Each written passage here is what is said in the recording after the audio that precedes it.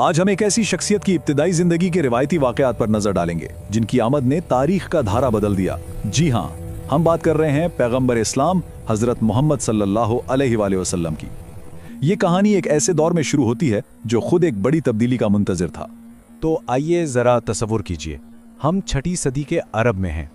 एक ऐसी सरजमीन जो तिजारत का मरकज़ तो है, जहाँ कबायली ताकत का बोलबाला है, लेकिन साथ ही साथ यहाँ एक गहरी रूहानी बेचैनी भी पाई जाती है। माहौल मुतहर्रिक भी है और हंगामा खेज भी। तो जो दास्तान हम सुनने जा रहे हैं वो दरअसल तारीकी से रोशनी की तरफ एक सफ़र है, एक ऐसी तब्दीली की कहानी जिसका आगाज़ मक्का के बिल्कुल मरकज़ से हुआ।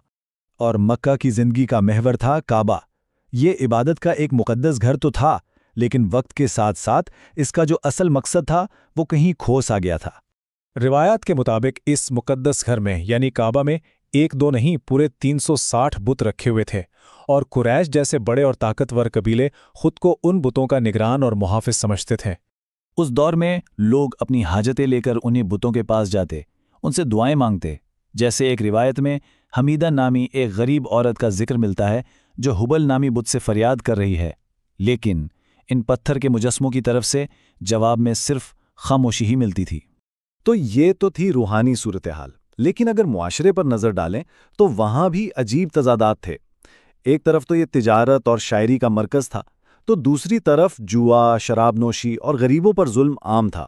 ख़ास तौर पर औरतों का मुकाम बहुत गिरा हुआ था, यहाँ तक कि कुछ कबीलों में बेटियों को जिंदा दफन कर देने का रिवाज भी था।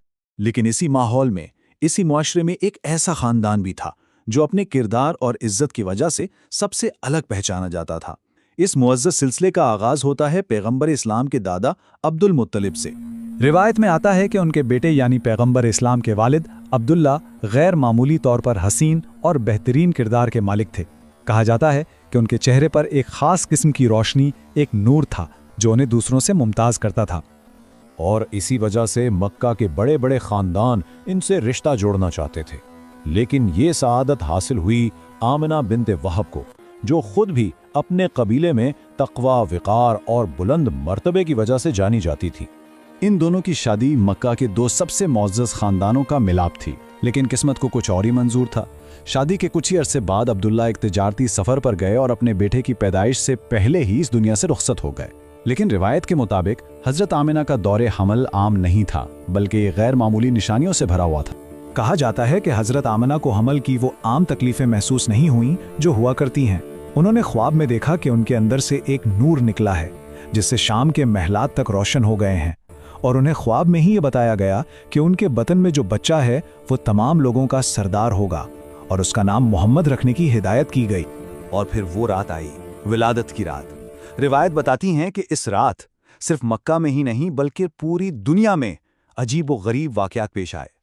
और इसका आगाज़ खुद मक्का से हुआ, जहां काबा में रखे वो तमाम 360 बुत खुद ब खुद अपनी जगहों से गिर पड़े। इसी वक्त हज़ारों मील दूर फारस में एक मुक़द्दस आग जो पिछले 1000 साल से मुसलसल जल रही थी, वो भी अचानक बुझ गई। और सिर्फ यही नहीं, सावा की एक बहुत बड़ी झील जिसे लोग मुक़द्दस मानते थे, वो भी रातों रात खुश्क हो गई।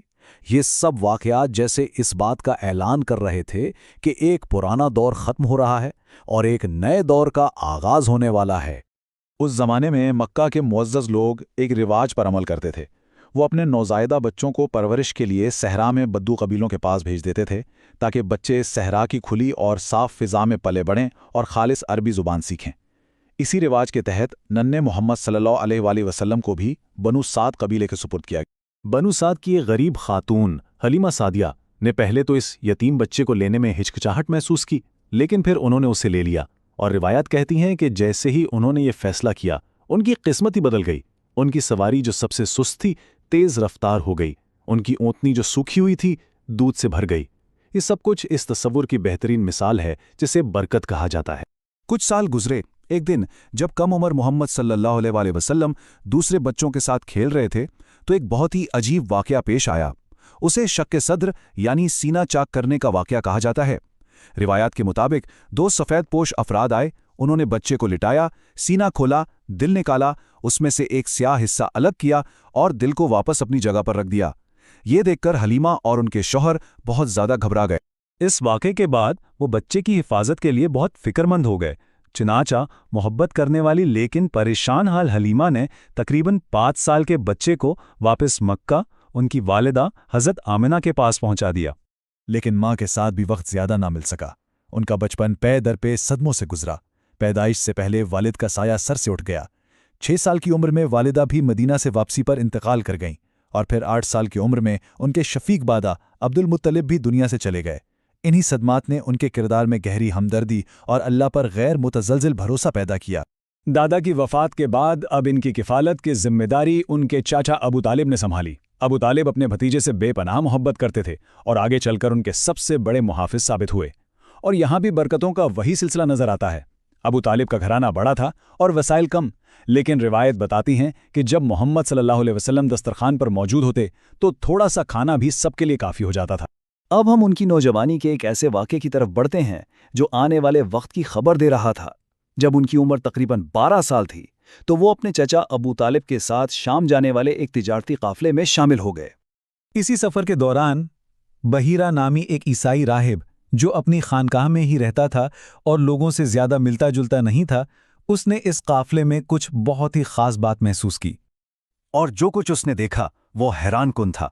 उसने देखा कि एक बादल का टुकड़ा मुसलसल उस बच्चे पर साया किए हुए है। जहां वो रुकते हैं दरख्त की शाखें उन पर झुक जाती हैं। बहीरा ने अपनी पुरानी मजहबी किताबों में पढ़ी हुई ये निशानियां फौरन पहचान ली और फिर उसने बच्चे के कंधों के दरमियान वो जिस्मानी निशान भी देख लिया जिसे महरे नबूवत कहा जाता था। ये आखिरी नबी की एक खत्मी निशानी थी। ये सब देखकर बहीरा ने फौरन अबू तालिब को खबरदार किया। उसने कहा, अपने इस भतीजे को लेकर फौरन वापस चले जाओ और इसकी हिफाजत करो, क्योंकि अगर दूसरों ने भी वो पहचान लिया जो मैंने पहचाना है तो वो इसे नुकसान पहुंचाने की कोशिश करेंगे। इस बच्चे की तकदीर बहुत अजीम है। ये एक ऐसी पेशनगोई थी जिसने वाजे कर दिया कि सफ़र तो अभी शुरू हुआ है और मक्का से तुलू होने वाली ये रोशनी पूरी दुनिया को मुनव्वर करने वाली थी।